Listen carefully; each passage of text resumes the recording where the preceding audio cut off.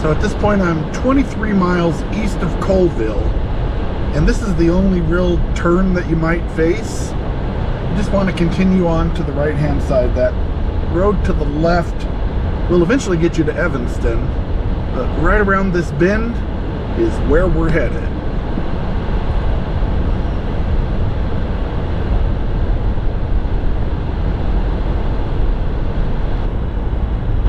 There it is, up ahead on the left.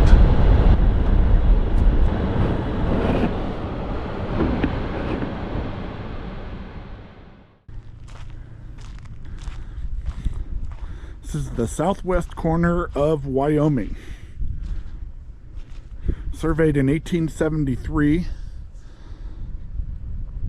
when Wyoming was created as a territory.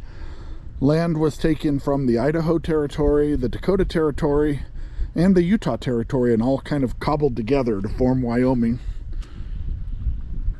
This survey marker marks the point. I like to call it Utah's fifth corner. The point where Utah bends inward to give Utah the distinctive shape that it has, defined by this marker right here. Text on it says Utah, a.v.richards, U.S. A.S.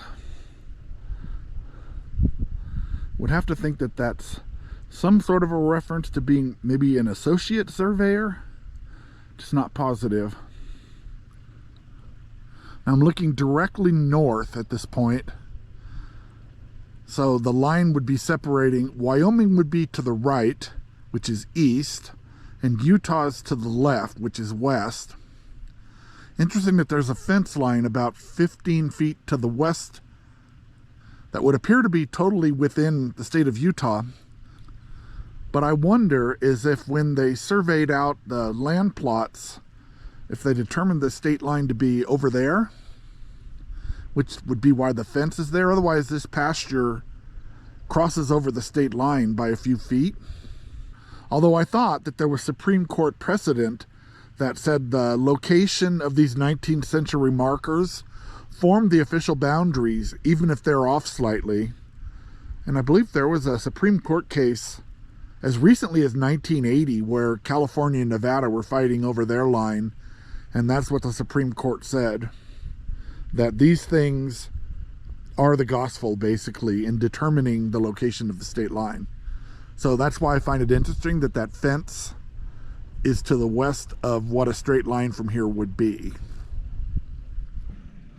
Over here on the back side, at the top it says WYO, that's Wyoming. And below that it says 7M. And then there's a 48 or maybe 480, and then a 41K. And I just don't know how to interpret what all that means. Over here on the north side of the monument, I can't read what it says at the top. Oh, you know what? I can see. Okay, the second line, I see a 34W. So that's indicating the 34th parallel west of the Washington, D.C. meridian, which is what they used for surveying back in the 19th century. Effectively, it's about the same thing as the 111th west of Greenwich. There's some other things on here. Almost looks like at the bottom there's a TAH or TAW, and then the number 81. I don't know if that's vandalism or if that's original. It's so tough to tell, and these things have weathered so much over the last 150 years. So this is the west face of the monument. This one's much easier to read. It says Utah very clearly. Then the next line says 41 in, so that would be 41 degrees north latitude. And then there's an 1873. So the survey date on this was in November, I believe November 14th of 1873. A.v. Richards was the surveyor that came out and did this. 41 degrees north latitude. fence line here is directly aligned. So to the left of the fence would be to the north.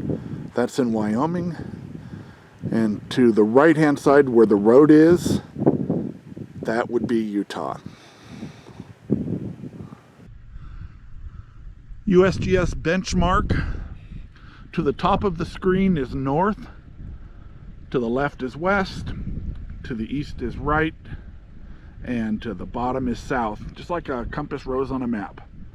So everything in the upper right-hand corner of your screen would be in Wyoming, and the other 270 degrees around is all Utah. So we're standing in the corner of Utah looking up into Wyoming.